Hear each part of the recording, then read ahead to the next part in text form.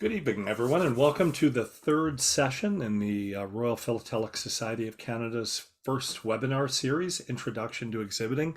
I'm Greg Redner. I'm the president of the Royal Philatelic Society of Canada, and we're glad that you're all here, whether it's morning, evening, or afternoon where you are. Welcome. And to those of you that will be watching this when we post it to our YouTube channel, likewise, we say welcome to you as well. We have a couple of customary things that we do at the beginning of our meetings. And so we're going to begin with our land acknowledgement. Just a second.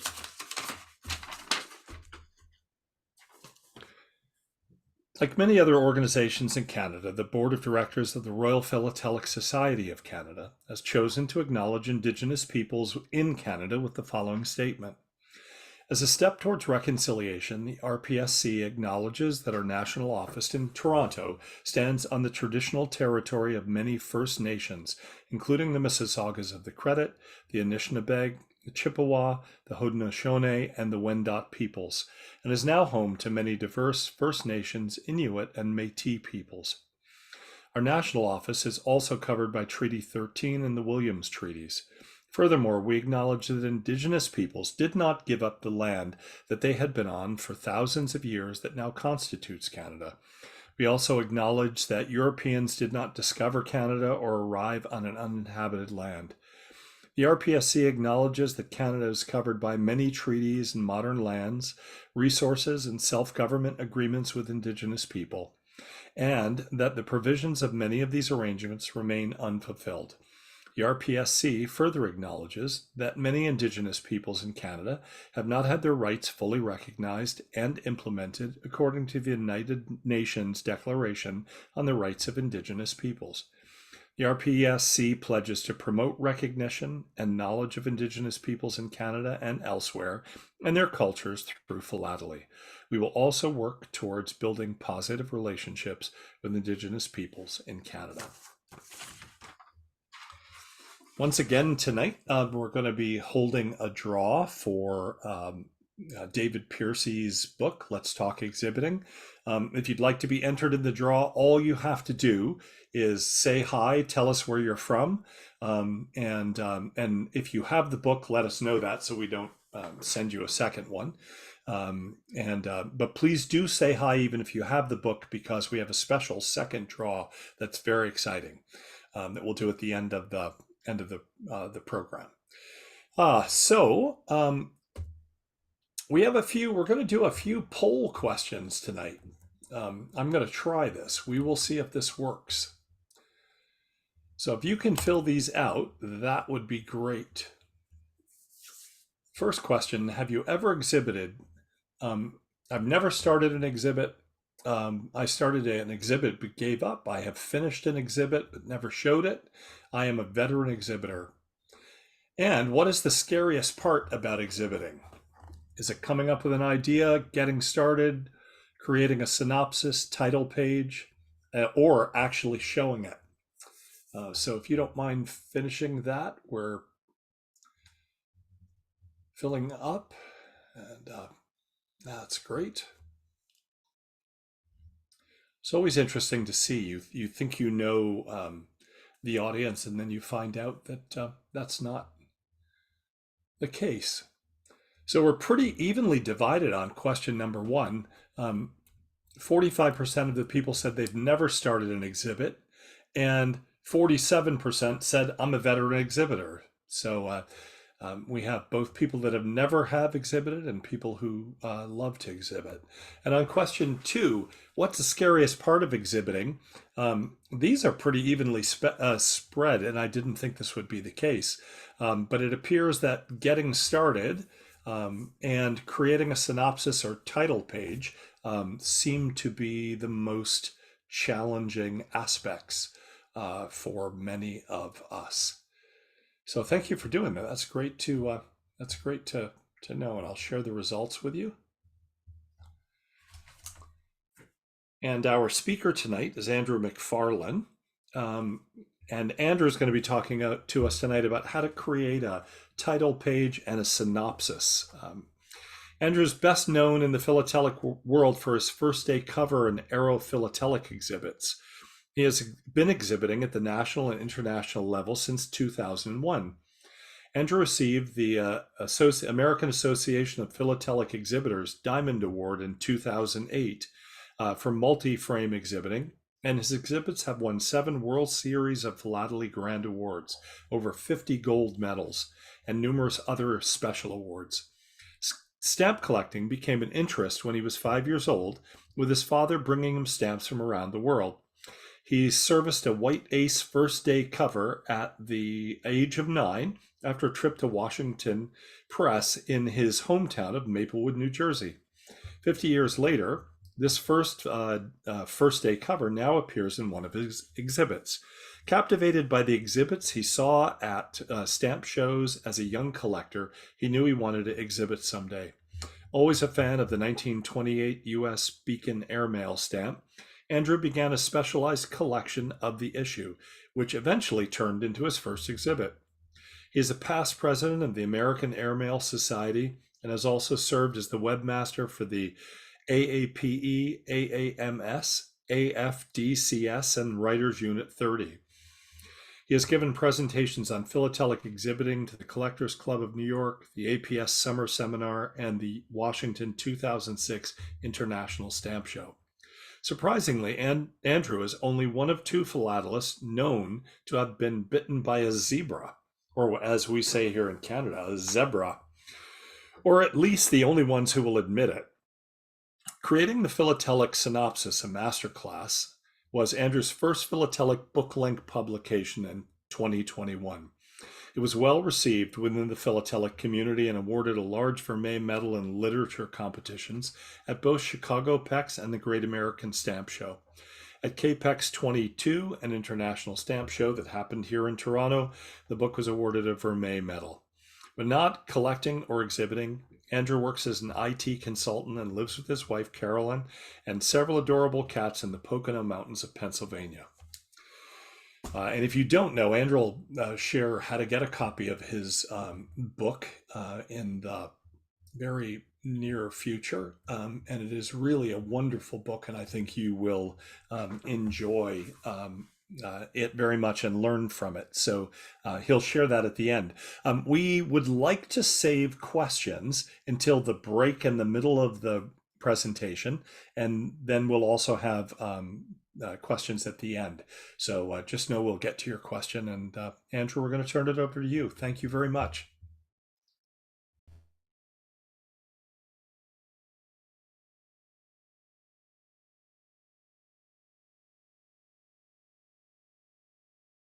Sorry about that. Still trying to figure out Zoom. I'll go. Let me try to get this working.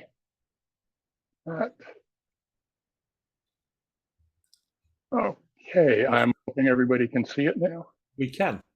All right, I'm going to shut my camera off.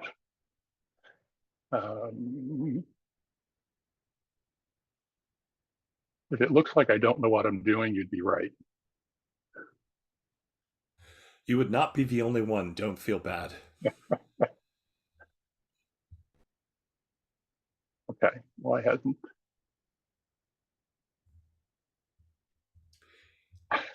If you can't get it to advance, click your mouse in the middle of the PowerPoint slide, and then you can either use your mouse or the right arrow. That will move you ahead. I'm actually looking for Zoom to come back. Oh, it should be at the top. Do you see it at the top? It says your screen sharing. Yes, now it moved to another monitor. Oh no. Okay. That's all right. Well, if you want to stop sharing and come back in, feel free. Okay, that might have to happen. Sure, that's fine. Do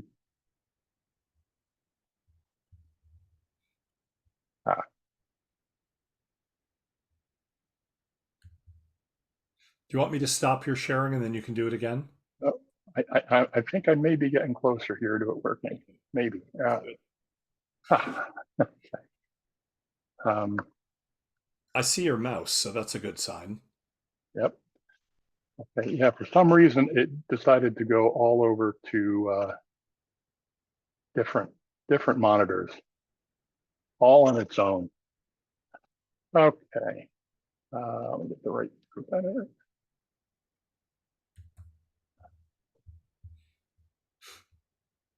I do apologize. No, that's okay. We actually practiced this yesterday, so we know it Yeah. worked. Um, I can stop your sharing if you want me to, and then you can just do it again. I think I'm ready. Okay. Okay, good. Okay, perfect. Yeah, I see more stuff. Excellent. Okay. All right. Hopefully that worked.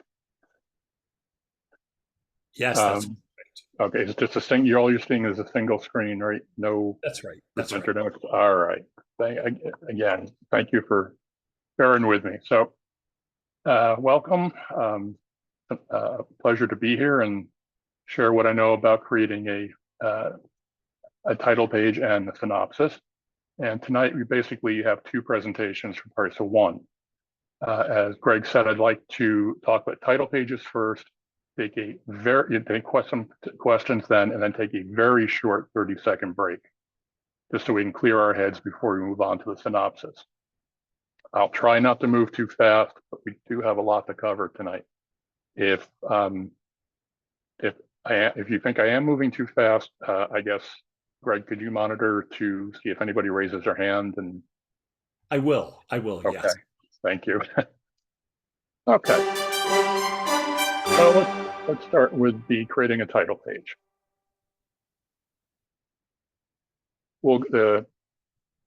How we're gonna proceed for this first section to the obligatory introduction. Talk about why you need a title page, then what's on the title page, moving to looking at the detail of the page. A few practical matters, some nuts and bolts, if you will, and then we'll do some questions. We'll take some questions. Okay. All right, so we have the obligatory introduction, which Greg already covered, so I'm going to skip right past this. I want to throw some disclaimers out there before we get into the detail. I'm very opinionated when it comes to exhibiting, and I'm going to show you things that work for me and many other exhibitors, but my way is not the only way to do things. So I'm offering this as a possible way to do achieve a good title page, but they aren't the only ways. Another disclaimer: what you're going to see tonight have taken exhibitors many years to get to the level that they've reached. So don't think you have to hit this level your first time out. Don't get discouraged, and it's going to be some trial and error over the first few times you show your exhibit. And everything you see here tonight was done on a computer. You don't have to be an expert with computers or in graphic design to design and print a good title page for your exhibit. Okay. All right, so now we got all that out of the way. Here are the first few frames of my Beacon Airmail exhibit. And I'd like you to take a guess of what the most important page in the frames. Is it the page with a predate use of only 8 known, a page with a UPU specimen and a large die proof, unique? Is it one of 2 insured uses of the beacon? Or is it the ending, the epilogue page or epilogue section? Well, may surprise you. None of those are the most important page in the frames. That honor belongs to the title page. So every page in your exhibit is important. There's nothing as a wasted page, but the old adage, some pages are more equal than others. Now in the exhibit, the 3 pages or sections that are the most important: title page, and the synopsis, which we'll talk about tonight. And the third is how you end your exhibit, the epilogue. I know Andrew Kelly touched on that last week. So, all right. So why do you need a title page? Well, simple answer, stock answer, the title page introduces the exhibit to the viewer.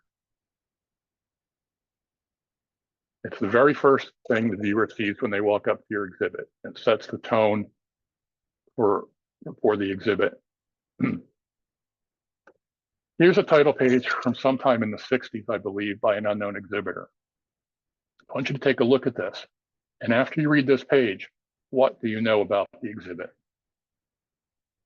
Well, if you're like me, not much. I know I'm going to see some US airmail issues between 1918 and 1945, but that's it. I don't know what else is going on. If you compare that to the title page for one of my exhibits on the Gettysburg Centennial commemorative, you can see there's a lot more going on. We have a title, we have a purpose, scope, an exhibit plan, some historical background. I mean, that helps. A timeline, some housekeeping, and I guess that's about it. But you can see there's a lot more that can be presented on the title page.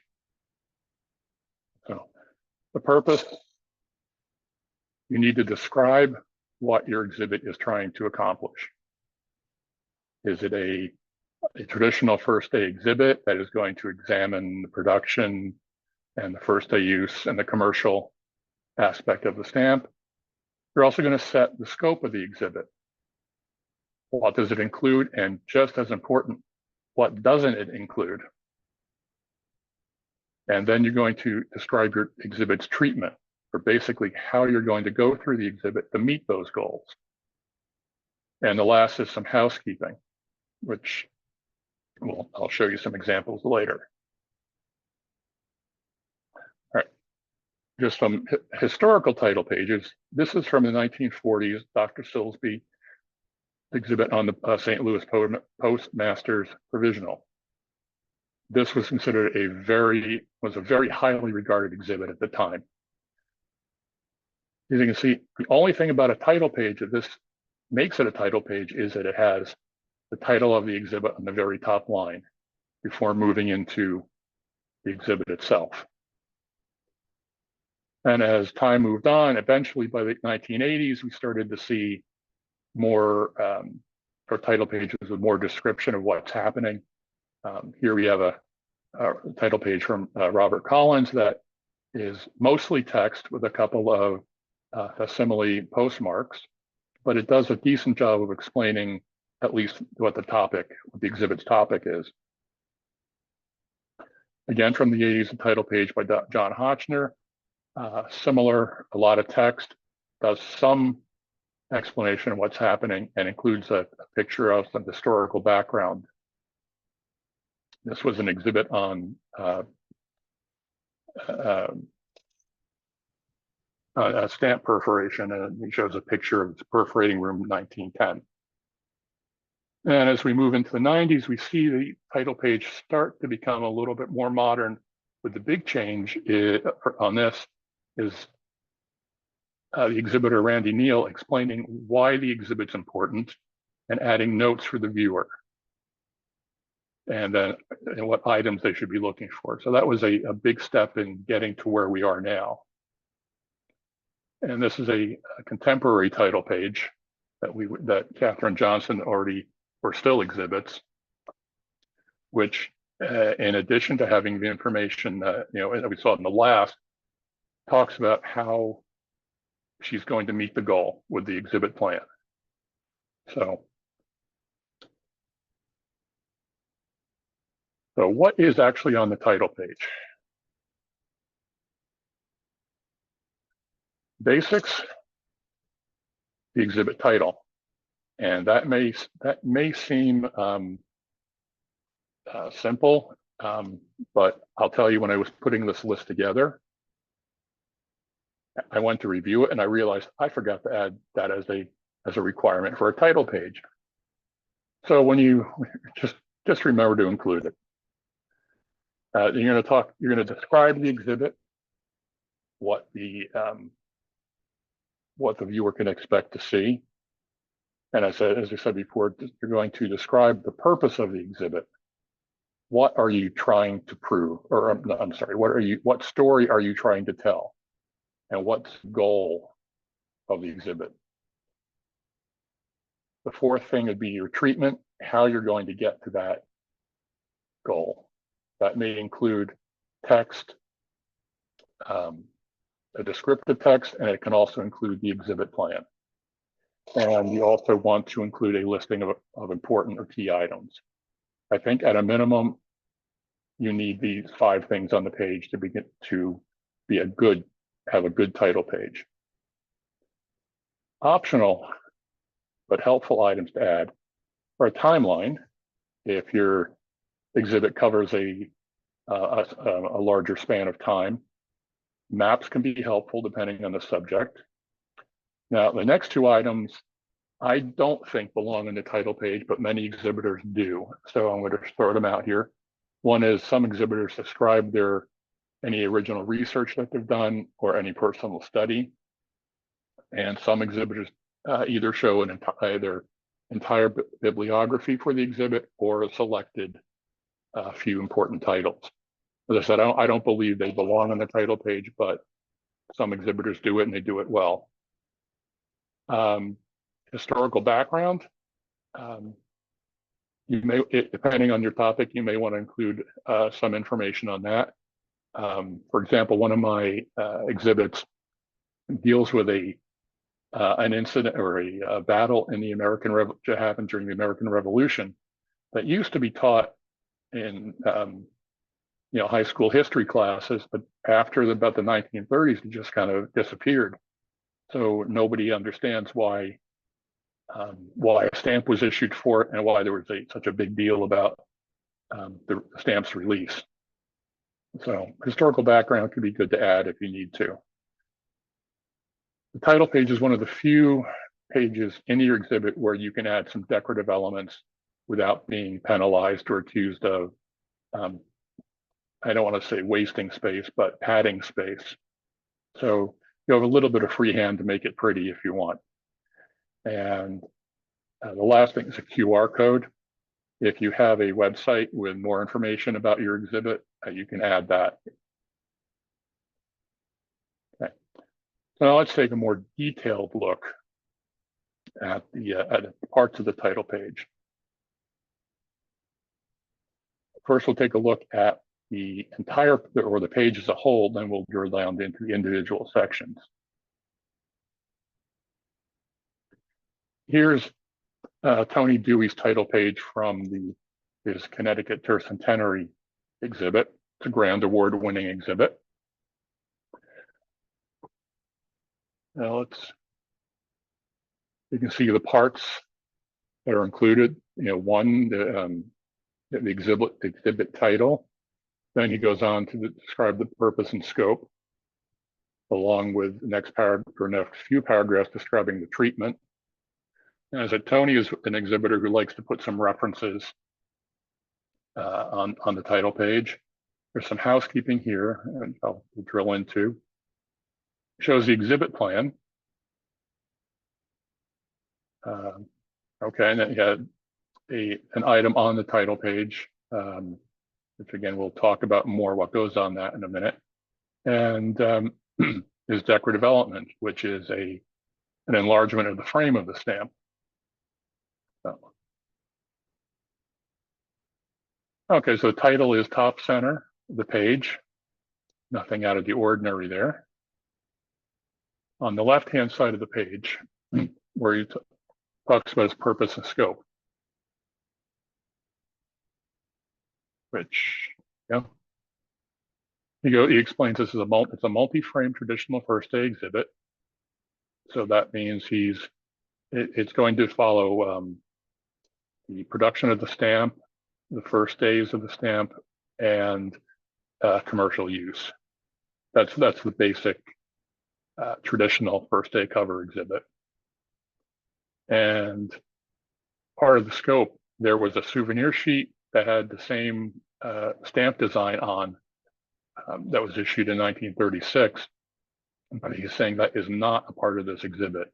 So he sets the expectations, so the judges aren't looking for it, or the viewer isn't looking for it. And his treatment, again, okay, here's where he talks again about the traditional format for the first day cover exhibit, study of the stamp, then the first day covers, and the postal uses. He does throw some housekeeping in here. He explains when he changes the chapter that he uses this graphic down here with the chapter name. Explains some running headers are used to describe where he is in the exhibit as well, and how key items are highlighted.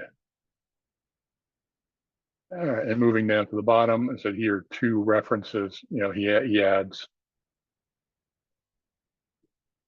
Okay, let's see here. Now on the right-hand side of the page, you start through the exhibit plan, housekeeping, the item, and decorative element. This is his exhibit plan, which you saw last week. Andrew Kelly showed it in his presentation. And when he did that, I said, I know that plan. So it was quite a bit of a shock, but it's a good example.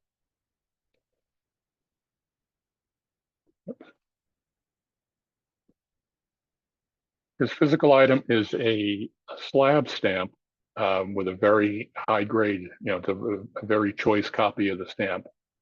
I don't think slab stamps, and Tony's listening, I'm sorry, but I don't think slab stamps belong in an exhibit, but he's won a grand award with this, so I can't fault it too much. Some housekeeping. He indicates there, if a cachet is not listed in the catalog, he shows an icon of a oak leaf, and any personal study or research in the exhibit is shown with an icon of an acorn, so in keeping with the oak theme. And lastly, there's a decoration around the border of the page. And again, Tony, if you're listening, I think it's a bit much. I would tone that one down, but again, that's just my thought. All right. Now here's my title page for my Beacon Airmail exhibit. You'll see most of the same sections are there, just presented differently. I like my titles to be centered and visible from about 4 or 5 feet away, so the viewer knows what they're walking into. They don't have to actually walk up to the frame to know what they're going to see. I have 2 important items on the title page, but they do fit into the storyline of the exhibit. One is the POD announcement that the stamp is going to be issued, which fits right into the beginning of the story, and a signed pair, or a pair of stamps signed by the Postmaster General at the time.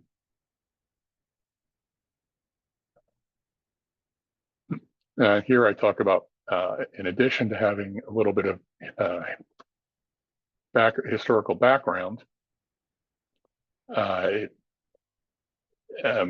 explains a typical example of a traditional first day cover exhibit and what's presented, and again also what it's not.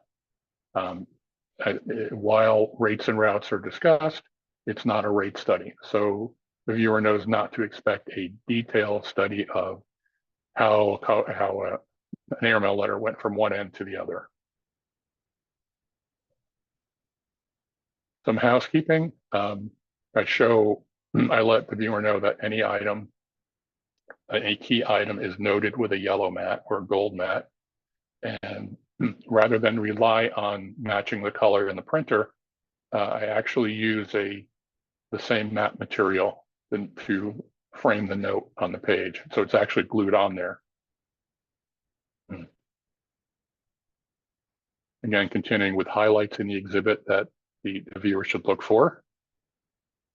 And then the exhibit plan, how I'm treating the exhibit, at least at a high level.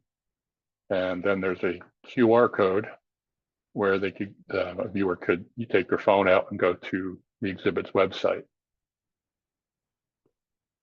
All right, now I'm going to show some pages and just talk about one or two things on each page that I really think were done well.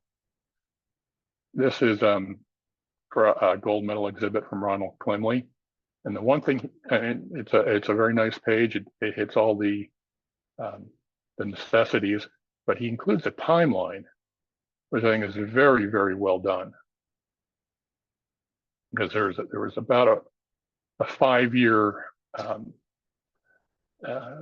time period from the stamp being devised to acceptance through design until it's finally released, and then its eventual end. And just a note on the timeline. Note, since everything wouldn't fit right above, he used diagonal lines to connect each box to the timeline. So it's just a little bit of a space saver, but very well done. Another World's Fair exhibit, this is from the 1939 issue, Grand Award winner of Charles O'Brien. This, you can see this decorative element, this purple thing is actually an original sketch by a noted United States architect. And Charles has developed an Art Deco type, I call it a pedestal maybe, to hold the sketch in place. The one thing I really like though about his title page is, I've said you need to include the exhibit plan and also highlight key items, 2 different sections. Well, Charles has combined the two by the underlined words are his chapters, and as you work through the exhibit. But underneath each chapter, he's put the key items that people should look for. So it's a nice way of combining the two, and may help the user or the viewer find them. Another one of my pages. What do we have here? Again, housekeeping. I do, as I talked about before, I map the, I use the actual mats to mount the housekeeping notes. Now, this is a single frame Grand Award exhibit title page from Thomas Praddock on the Papal States postal system in the late 18th century. Now, I don't know about you, but I must have missed that day in school. I don't know the geography of that part of the world at that time. And I think he realized most people don't either. So included a map, and it helps put the exhibit more into a historical perspective.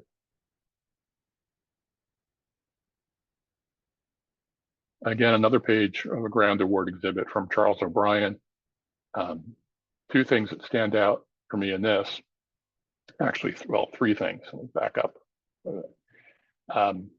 In some ways, this is actually 30 mini exhibits put into a single umbrella exhibit. So there's no wonderful item that could go on the title page that was representative of all of those exhibits. So he's left it off. But again, he's also broken down the chapters as part of his exhibit plan and put the highlights in each chapter, rather than separating them out into different sections. But he does a great job on his housekeeping. He explains what to look for. If you see this blue box with the title, that's the start of a new chapter with some additional language information. And Charles, he uses different color maps to show the scarcity of items. And I think one that's, I think that's an interesting idea, but also he does a good job explaining it.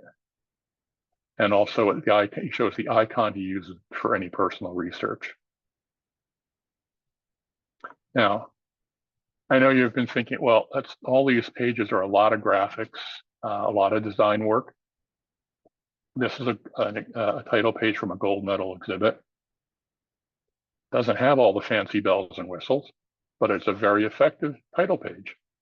States the purpose, gives us a background, describes the scope and treatment, explains the challenges that he faced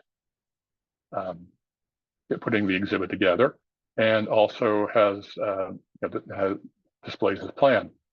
Well laid out, very informative. So don't feel you have to do all this fancy layout in order to create a worthy title page. Okay. All right, so let's just talk a few nuts and bolts. What goes on a title page? What item, physical item from your exhibit should be on the title page? Until 15, 20 years ago, exhibitors were still being taught to take their best item in the exhibit, put it on the title page. And thankfully, with the synopsis becoming more important, this really isn't the case. The idea of putting it on that item on the title page was so the judges didn't miss it. Well, a synopsis helps the judges to find that now, so you can put it where the item actually belongs within the story. So what should go on the title page? I like to, and I think most exhibitors like to have an item that it may not be the first item that would be in the story, but it should be something you might show in the first few pages. Where, something leading up to the inception of the stamp, a design sketch or an essay, or a section why, what led up to the issuance of the stamp, or why did this situation occur? No, I'll hold off a minute. You can also show forerunners, what happened before, or even dive off into something for historical context. It could be a map from the period, or it could be an original photograph from that period could work. As I said, you've got a little bit of leeway on the title page when it comes to following your story. So I'll talk about this. This stamp was issued in 1963 December to celebrate or commemorate the Gettysburg Battle Centennial. So the cover on the page normally would have been somewhere around frame 7 of a 10-frame exhibit. But what I liked about this, it's an original Civil War patriotic from the 1860s that wasn't used. So somebody serviced a first day cover, not only with the Gettysburg stamp that was being issued, but also with a real Confederate state stamp from 1862. So what I think I was able to do is I was able to tie the past in with the stamp, the new stamp. I'm sorry. I was trying to tie the stamp's subject into the actual event 100 years prior. I think it's a better way to say it. Again, another one of my pages. This is a letter from the Postmaster General sending a signed plate block of stamps to a Detroit businessman. Why is this on the title page? It was sent 4 days before the stamp was issued. So if this was in my exhibit, well, if it was in the exhibit, it probably would be halfway down the first frame, or it may not even been there at all, because I'm not sure where it would have fit into the story. So it was a good place for a what really is a nice item, but it was a good place to take it out of the story and put it on the title page. And this is one of my favorites. This is an exhibit of a 1973 U.S. run-of-the-mill commemorative. If I had to justify the importance of this exhibit to the jury without a personal connection, I couldn't. It's unimportant. It's relatively unimportant, and from a philatelic point of view, just an ordinary run-of-the-mill stamp.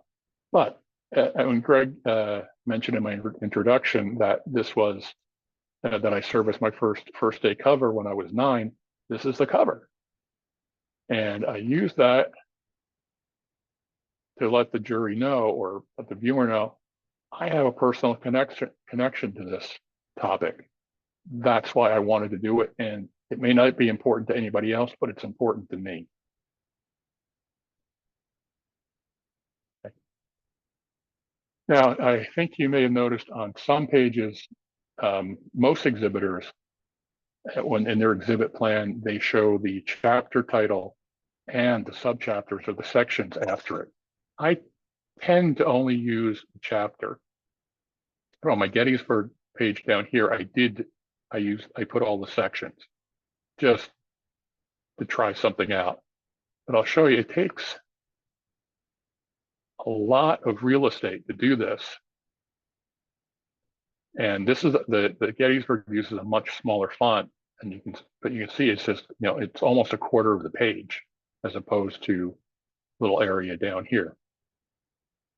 So now this is, oh, sorry, I forgot that was in here.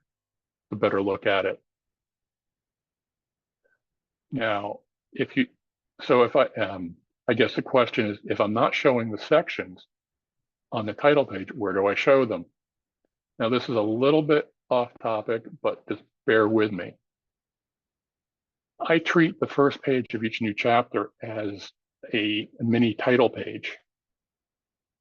And I include the sections that are coming in that chapter at the top.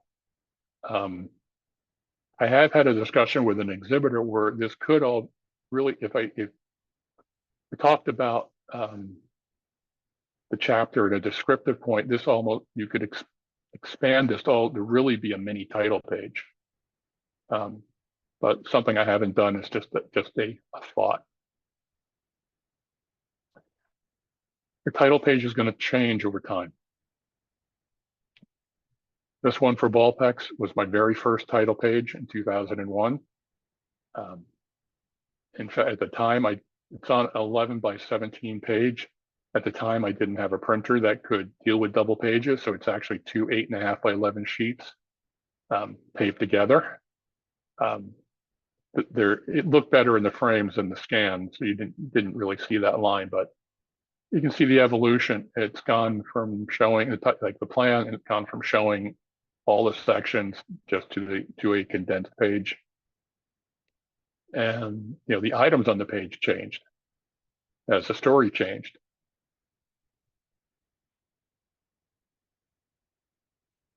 So when do you write the title page? Most exhibitors will tell you it's the last page you put on paper. Doesn't mean you haven't written it yet, but you just haven't put it on paper. If you think about it, when you start putting your exhibit together physically, most of the topics here. You probably know the exhibit's title.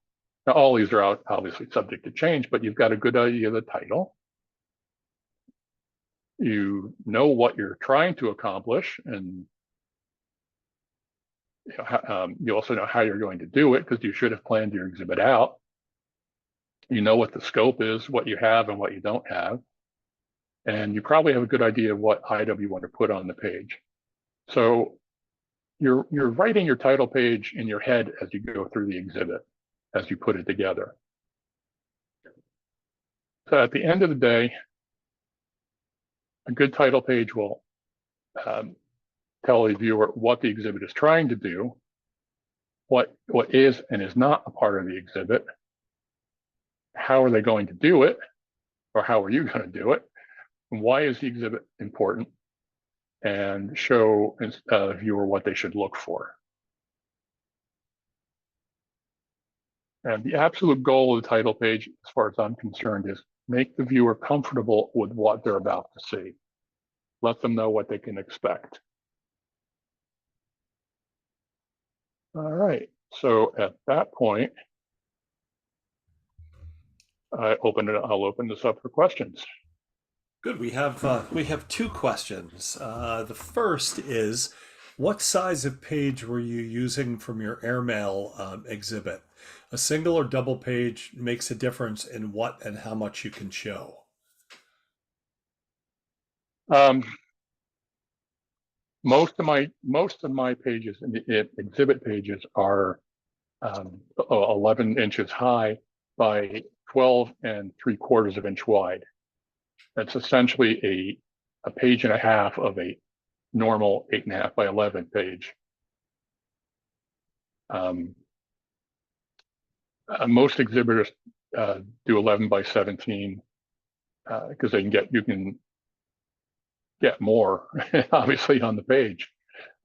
But it's very doing a good title page on a single sheet of 8.5 by 11 is doable, and it can be done well. Did that answer the question? I hope. I think so. Okay. Okay, next question. We have two more that have come in. I do not see an author on the title pages that you've shown very prominently. Why is that?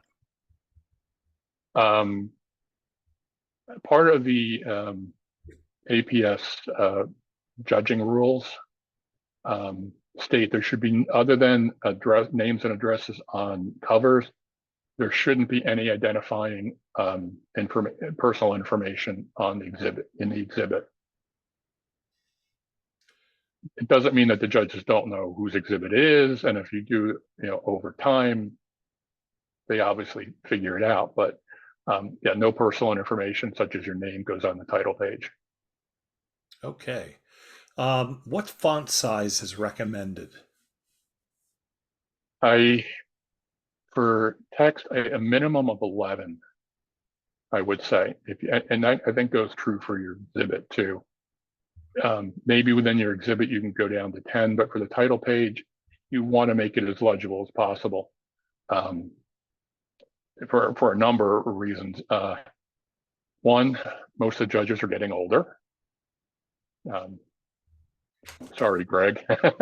Yeah, no, that's okay. So sight, reading, being able to read it is important. The other thing is, and which I was going to talk about in the next section, was that at many times in the exhibit halls, the lighting is terrible, at least in some areas. So you want to make sure that the judges don't have any problem trying to read it. Okay, good. Does the title page get marked separately to contribute to the overall score of the exhibit? Yes. It's not, well, I shouldn't say it's not separate, but it's part of the first section of the uniform exhibit evaluation form, which I think you've seen that a couple times in this class already. I wish I could bring it up, actually. Are you still seeing my screen? Yeah. Okay. Let's see if I can.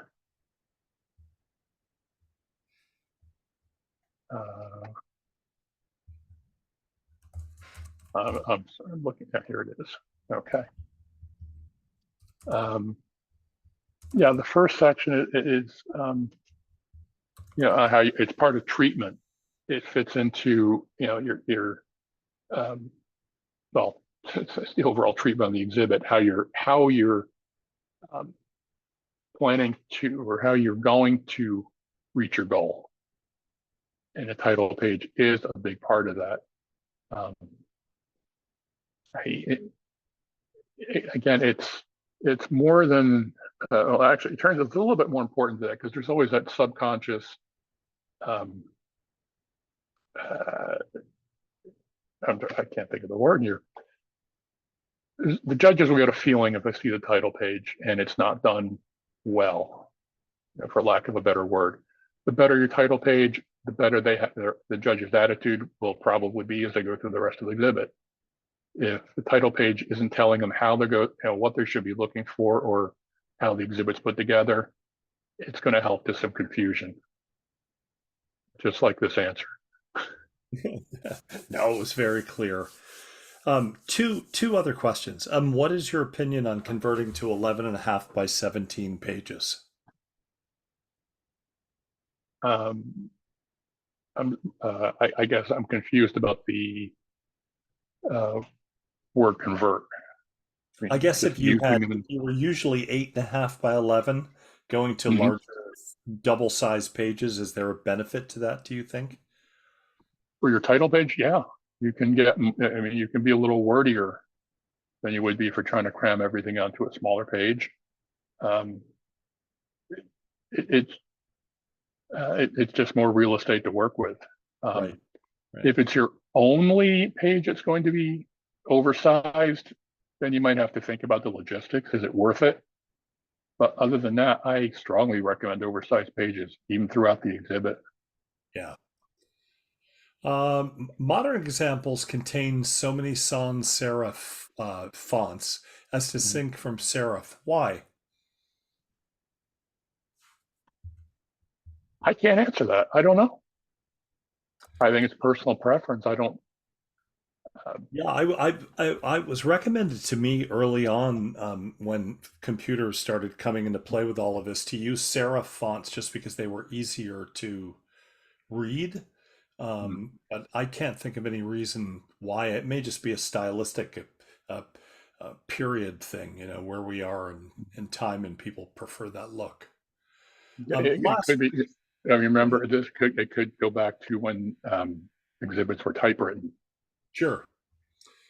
Last question. Do you use page numbers? I get critiqued on the word traditional in describing the exhibit. Well, I think there's two questions there. I think so. Okay. Excuse me while I throw a cat off my lap. Page numbering, no. That I've only encountered that once at an international show where they actually wanted the page number on the front of the page protector.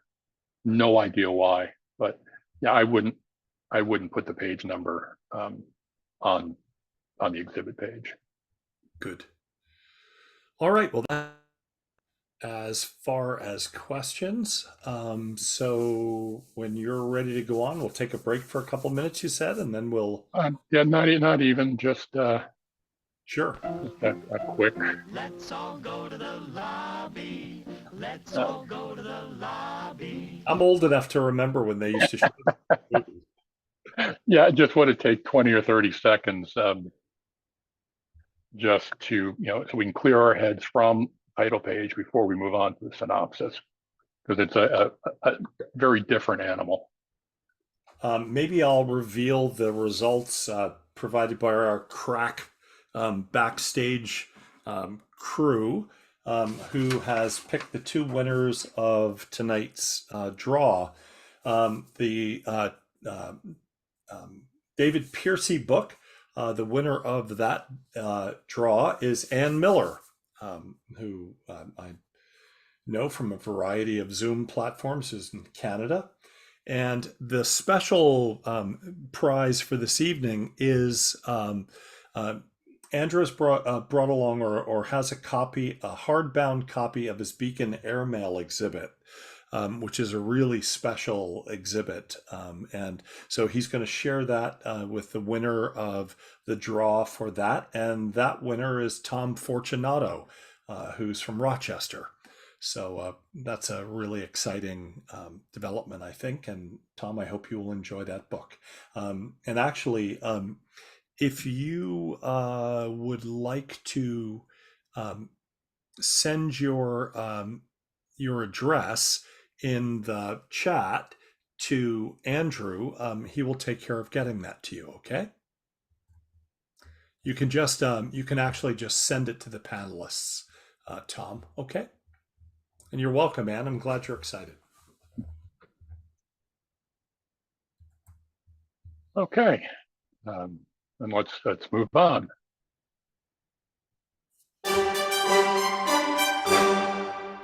Yeah, philatelic synopsis. Again, for this part of the presentation, we'll follow the same type of structure. All right. So again, what is the most important page in this exhibit? This is going to look pretty familiar. Is it the title page, or is it one of the other 4 pages we saw before? Well, obviously, this is some sort of trick question. None of them. And I know you're all thinking, wait a minute, didn't we just say that the title page was the most important? Not really. We said the title page was the most important exhibit in the frame. However, the synopsis is actually the most important pages of your exhibit. I don't know, a little tricky there, huh? All right, so what is a synopsis?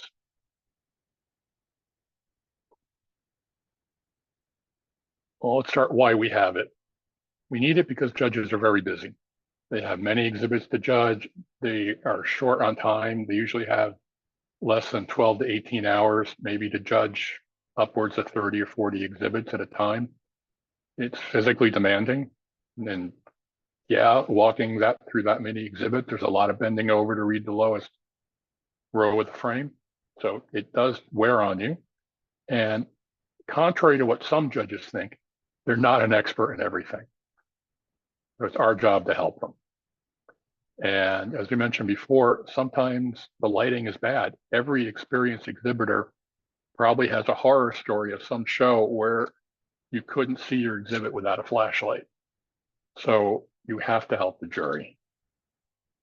And the synopsis is your chance to talk directly to that jury. You can tell them everything they need to know about your exhibit. And as I said, you need to treat the synopsis as a part of your exhibit. It is just as much a part of your exhibit as the title page and the epilogue and every other page in the frame.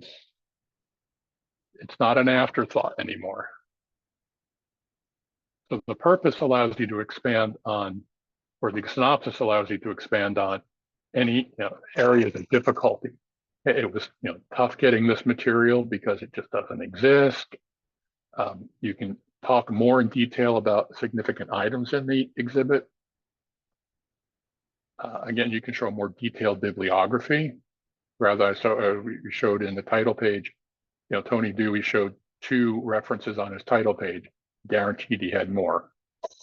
And most importantly, you can, after every show, you should be getting one of the feedback forms, the UEF, or even if you go to the feedback session with the jury, you're going to find out what things are missing, or look for gaps in your exhibit, what you're missing, things that judges may have criticized or say, hey, you can do this better, or any special circumstances in the exhibit. So if you can do that before the jury sees the exhibit, you're one step ahead of them. I'll talk a little bit more about that in a minute. Now, historically, the synopsis was started in the late 1980s. Clyde Jennings got tired of a certain number of judges who did not understand his exhibit.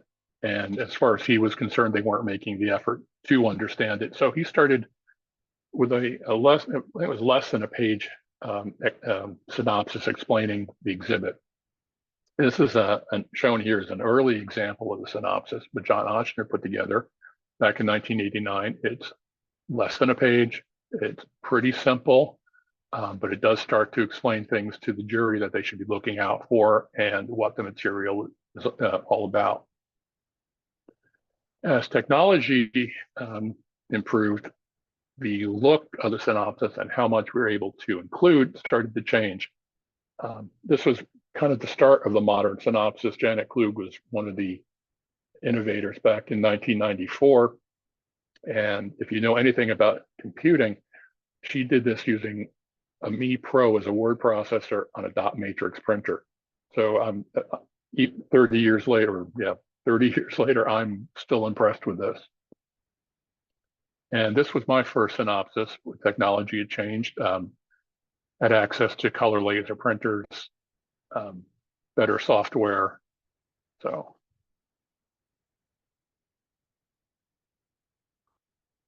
here the question, the number you're going to have. You already have a title page. Why do I need the synopsis? Well, first off, everybody can see what your exhibit, but only to the jury sees your synopsis. Although that's why the asterisk is there. Some shows are starting to put the synopsis online for people to view before the show, which I think is fantastic. Especially as somebody who likes to go through all the rest of the exhibits. And even better, when I can't go to a show, I can at least see what was, get an idea of what was being exhibited. Now on your title page, you have to be very brief. There's not much room to dive into the detail that you can in the synopsis. And your title page is a single page. It may be 11 by 17, but it's still a single page versus multiple pages on the synopsis. Here's my title page I showed before on the Posting a Broadside Commemorative. If I remove everything from this title page except for information about the exhibit, we're left with that. Only about a third of the page. So not much, can't do too much here. You can help the viewer, but you're not going to help the judges. Yeah. Now it's comprised to, here's the 4 pages of the synopsis for the same exhibit. As you can see, there's a lot more going on in the synopsis. Now, what will a synopsis do? I'm going to tell you to keep your expectations realistic. A good synopsis is not going to take a silver medal exhibit and turn it into a gold. It will, however, give you a good chance to move up a medal level, to, let's say, a large silver, or even if you're really do a good job on the synopsis and able to explain what you're doing, even up to a possibly a vermeil. So it's not a magic or a piece of magic you're giving to the jury, but it will help your medal, especially for juries that don't have the expertise on your topic. Right? So what's in the synopsis? There hasn't been much written on the synopsis, but most of the articles or literature that you'll read will tell you don't duplicate the text from your title page in the synopsis. Well, I don't fully agree with that. I think you should, again, describe the exhibit and the goals of the exhibit. Also do a list of important items. Now, yeah, it's taking some room. The judges probably have a copy of your title page before the show, but I just think it works better if you're able to include that information in the synopsis. That's just my personal opinion. You should include a bibliography of relevant literature and describe any original research or personal study. Other things you can include are a guided tour, which we'll talk more in a minute. You can explain the importance of the exhibit to philately and or history. Now, as I talked about before, my broadside exhibit is only important to me. But here I'm able to explain in the synopsis why it's important. So it wasn't just a random choice to exhibit the item. And this may sound counterintuitive, but a section of what's not in the exhibit is a good thing to include. It helps with set the scope of the exhibit, but it lets the jury know you're showing philatelic knowledge by acknowledging items that exist but you don't have, but you know they're out there. I'll show you a good example in a few minutes. Other topics you can include are, why some items were included. You can show illustrations of key items, so it makes it easier for the judges to know what they're looking for. So it doesn't get, yes, you probably have the item highlighted in the exhibit, but it's still easy for the jury to miss that. Again, if it's on, say it's on the bottom row in a dark hall, they may not see it, so give them a picture. You can describe any unusual or unique circumstances about the exhibit or unique to the stamp or your topic. You can, if you've made major changes to the treatment of your exhibit since it was previously shown, that can be mentioned. Now, by major, I don't mean you added a couple items or you swap some pages around. I'm talking about, say for first day covers, you used to organize the exhibit by cachet production and production methods. Now you've changed it to concentrate on the cachet maker instead. So that's a major treatment change. You shouldn't include any past performance on the exhibit. I've always held that hard and fast, but I will admit over the past month, I've had a conversation with an exhibitor who had a unique circumstance that really did merit of including past performance on the page. That, maybe I'm not going to tell you the reason, but that just it made me soften my stance a little bit. But as a general rule, don't include it. Judges don't care what you did before. I mean, that's the truth. They're there. They're going to judge your exhibit by what's in the frames. Now, as I said, very little has been written on the synopsis, and most of the literature says you should organize your synopsis by the form or the format of the UEEF, which, why isn't this moving? Okay. Which is, the four sections, title page, treatment importance, then also the second section, showing your personal knowledge, any study or research, and then talking about condition and rarity. Presentation doesn't really fall into it, but I completely disagree with this approach. I think I've come up with a better idea of how to organize your synopsis. What I'd like you to do is imagine you're standing in front of your frames with your exhibit, and the entire jury is with you, and you're going to walk them through your exhibit. You're going to point out, well, before I said, for those of you who haven't exhibited before, this is just a hypothetical. It doesn't happen in real life, so don't panic. But as you walk them through your exhibit, you're going to describe again what you're trying to do with the exhibit, how you're going to do it, which is your treatment, and you're going to physically point out key items along the way and highlight and point and brag about any research and findings that you've included in the exhibit. And that is the guided tour. You're giving the judges a guided tour of your exhibit within your synopsis. Now, I don't mean page by page, but as you go through a chapter, you're going to pick out some of the key features of the exhibit and talk about that.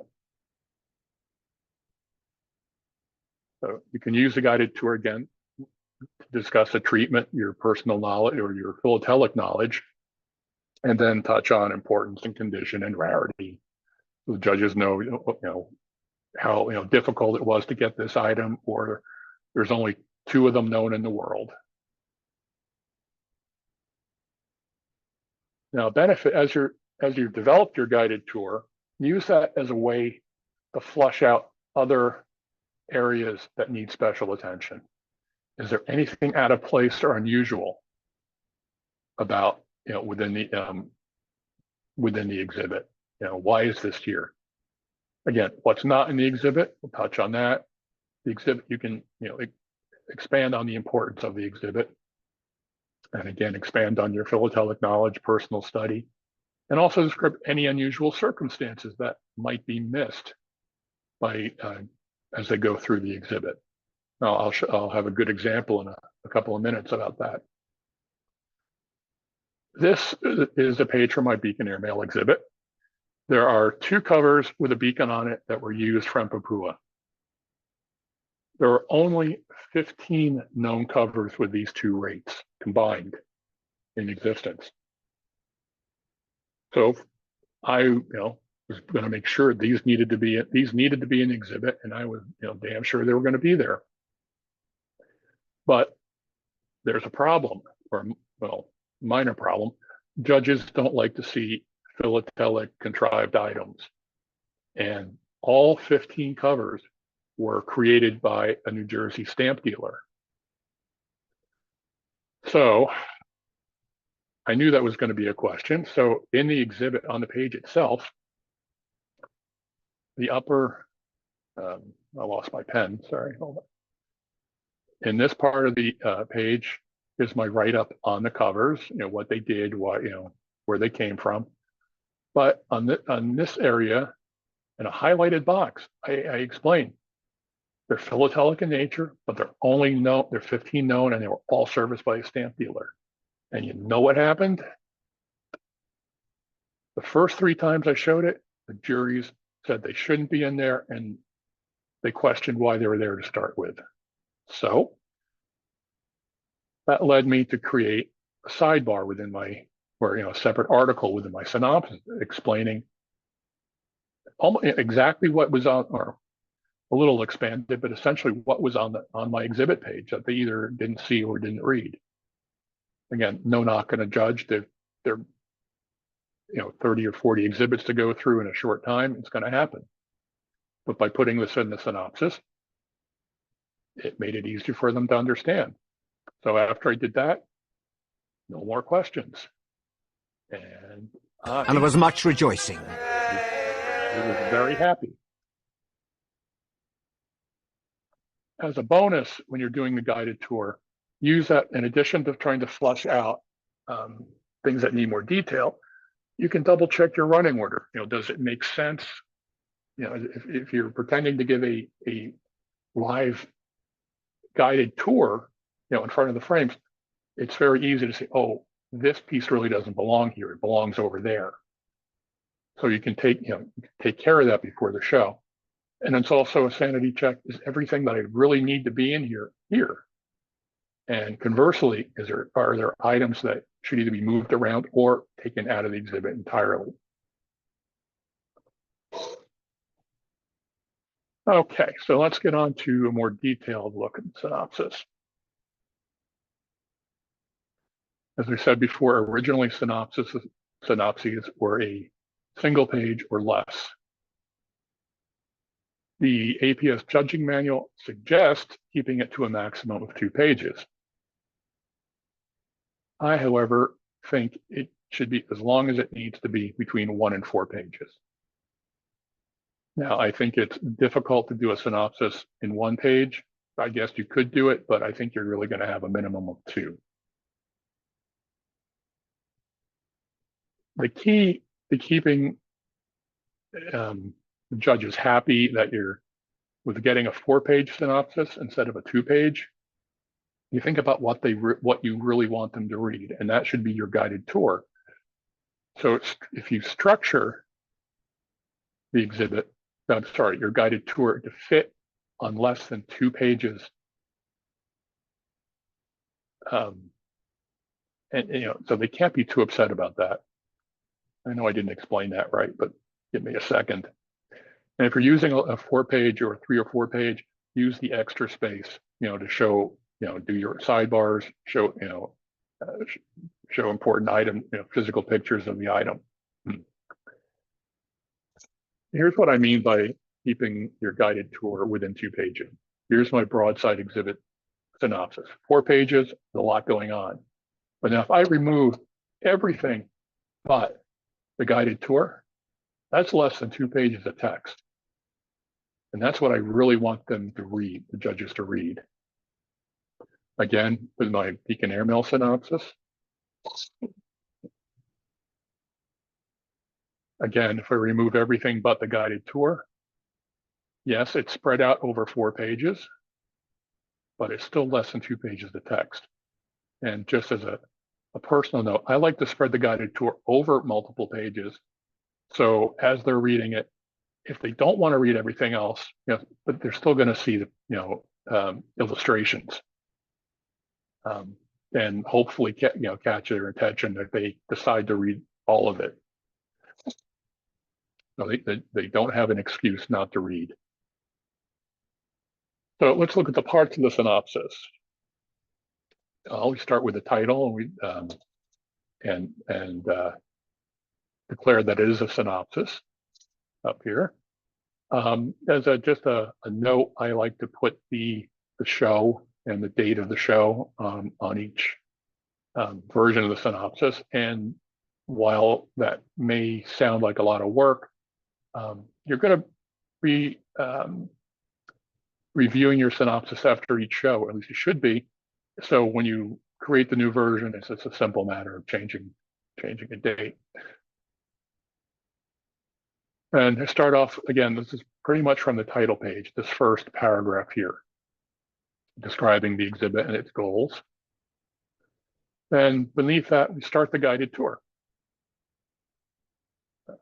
Let's zoom in to save some time. Sorry, I covered that. Sorry, my computer glitched here. We start the guided tour, and as we follow it down, the exhibit plan is shown, but we still continue the guided tour. Another area sectioned off to list the key items in the exhibit. Sorry. Moving to the next page, the guided tour continues. Show an illustration, a couple of illustrations with captions and explaining the item in the caption. Another sidebar explaining something unique or about the exhibit itself. Unfortunately, a lot of judges assumed it was a first aid cover exhibit when it really was more of a traditional. So adding this seemed to help. Selected bibliography. And moving to the third page, again, guided tour continues, another picture with an explanation. And here's that sidebar I showed before. And at the bottom, since I had a website for this exhibit, I included the, why isn't this working? Okay. Since it says, since I had a website, I included the URL. And on the last page, this is an unusual circumstance within the exhibit. I had 2 covers in the exhibit, which were related and had a connection, but they were completely different parts of the exhibit. And it was very, very easy to miss that connection in the frames. So the synopsis helped point the judges to that connection. And importantly, I keep forgetting it, move down. Here's a section of what's not here, or what's not in the exhibit, excuse me. One item I explained, it's in the Scott catalog, but it's unique and no one had seen it in about 30 years. So it's not even sure it still exists. Another, I tell the jury, there's no essays available outside of the Bureau of Engraving and Printing, so don't bother looking for them. It's not that I don't have them because I can't afford them or find them. They don't exist. And finally, there's a variety of the stamp that I admit, yeah, I should have, but I don't. Okay, at least I wouldn't get penalized for not knowing about it. And this I won't go into some more detail, but this is another synopsis of mine. You'll see all the same type of sections, just organized differently. Again, a sidebar for an unusual circumstance. A section of why the exhibit's important to philately, bibliography, and another section about something that was unique to the stamp, not just to the exhibit, but the way the stamp was issued. And let's talk about the bibliography. Keep it short. I think 6 seems to be a good number at a max. Make sure that the reference you're giving is easily accessible at most philatelic libraries, especially at the APRL. That's the American Philatelic Research Library in Bellefonte, Pennsylvania. I know most judges will hit that library first to find material, so make sure it's available. Also, make sure it's written in a language the jury can understand. Language, if no one on the jury speaks French, don't include a paper in French that doesn't have a translation available. And there's no need to include well-known catalogs such as Scott or Stanley Gibbons. Judges will automatically know to, or they should know to go look for those if they need to. Now here's this, some bibliography from my synopsis. The Beacon 6 references. I'm sorry, the top one isn't mine. That was from another David Bizet's Eagle exhibit. 6 entries. And what really makes this one neat is 2 of the articles he referenced, the published articles, he wrote. So that really helps on his philatelic knowledge scale. Definitely won some points there. From my Beacon exhibit, again, 6.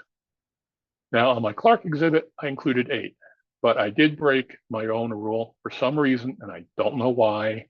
I included 2 relatively standard catalogs in there, which I shouldn't have, but I did, and I never took them out. So.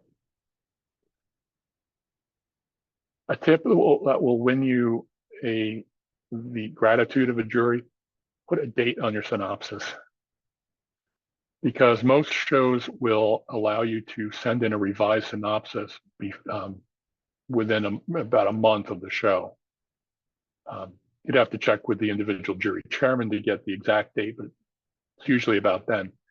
And if you do submit a revised synopsis, there's a chance the judge is sitting there at home looking at 2 versions of the synopsis, and he has to try to figure out which one is the latest. So I like to do 2 things. One is include the date in a corner, either on the first page or the last page, but also add a subtitle here saying this is a revised synopsis. I'm going to have to run through this a little quick because I think we're starting to run out of time. But when you sit down to write the synopsis, I need you to do 2 things. One, don't be overwhelmed. Writing doesn't come naturally to most people, but don't be overwhelmed. It's really not that bad. And along with that, don't panic. It really, as I said, it's really not that bad. When you get set to start, break it into smaller pieces. I said, first start with a guided tour. That's an easy place to start. I said, and remember, the material. You just did 100, you just put together 160 pages of, within the exhibit. You should, it.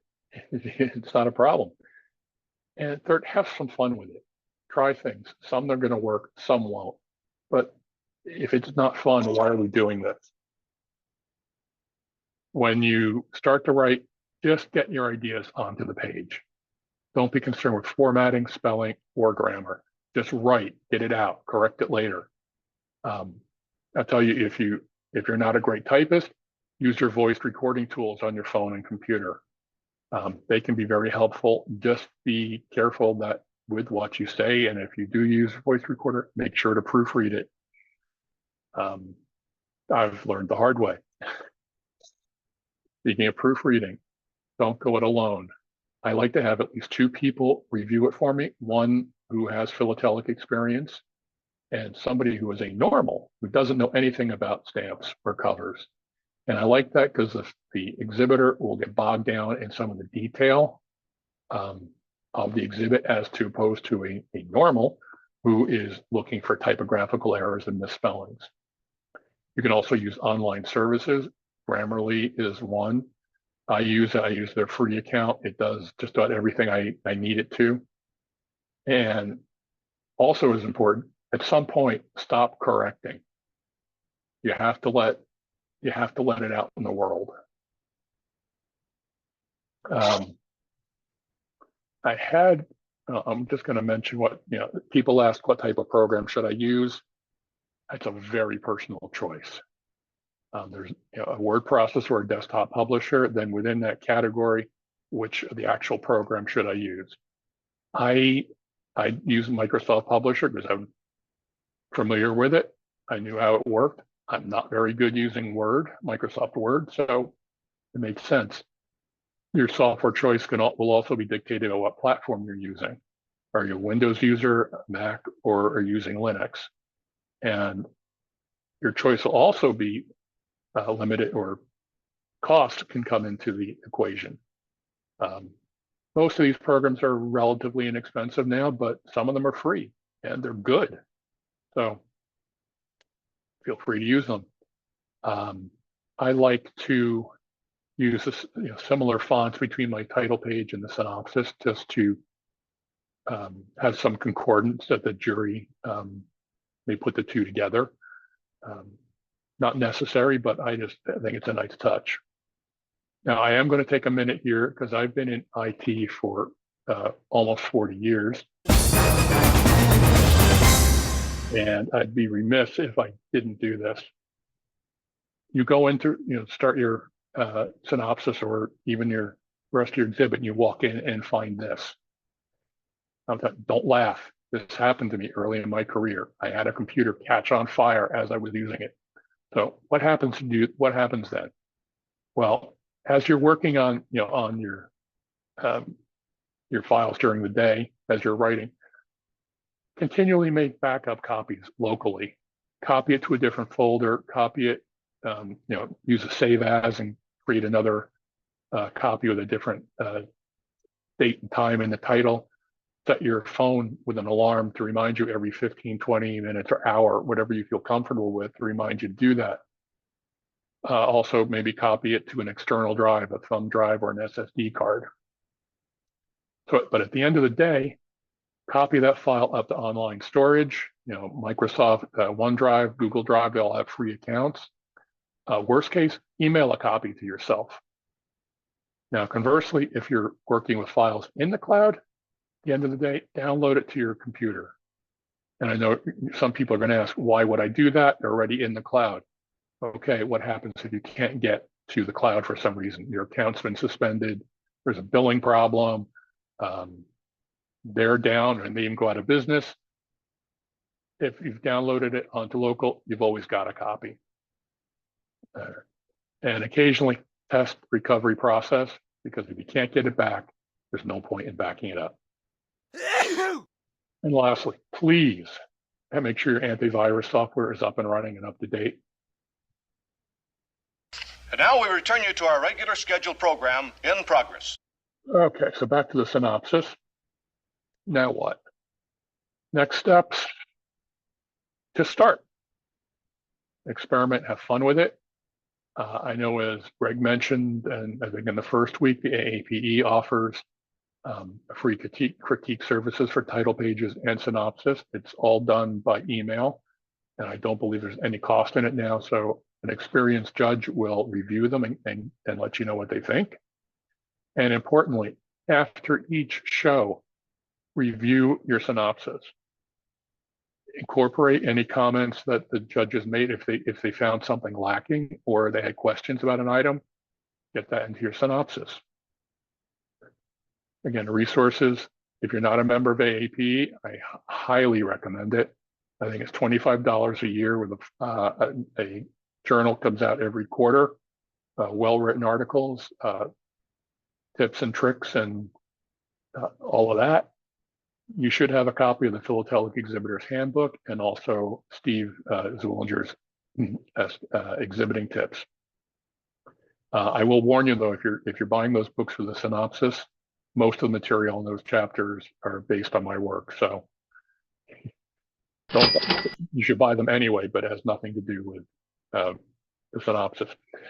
Again, here's a shameless plug for my book on the synopsis. It's available either directly from Amazon or you can reach a link on my website, exhibitsynopsis.com. And speaking of the website, I do have some tips and tricks on an irregular basis posted there, as well as a number of synopsis examples.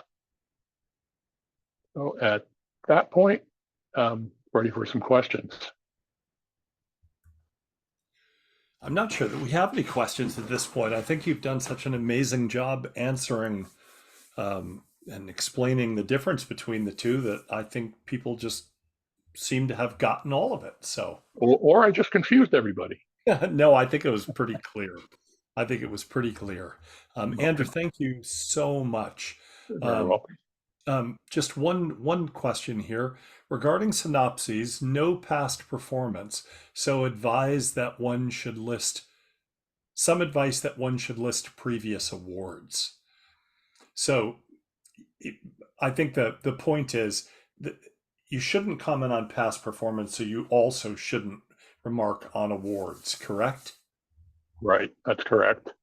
Yeah, I would agree with that. I would agree with that.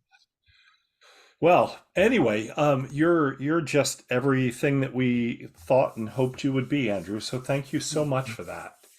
Very welcome. I'll put my contact info up here. Okay, great.